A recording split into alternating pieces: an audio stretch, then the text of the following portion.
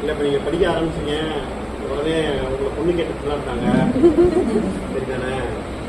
அந்த மாதிரி என்னை வந்து ஃபர்ஸ்ட் நான் படிக்க எங்கள் வீட்டில் விழுங்க ஜாதகக்காரருக்கு தான் ரொம்ப நன்றி. ஏன்னா 1.5 வருஷம் வரைக்கும் கல்யாணம் பண்ணக்கூடாதுன்னு சொன்னாங்க. அதனால தான் அகாடமி சேர்த்துட்டாங்க.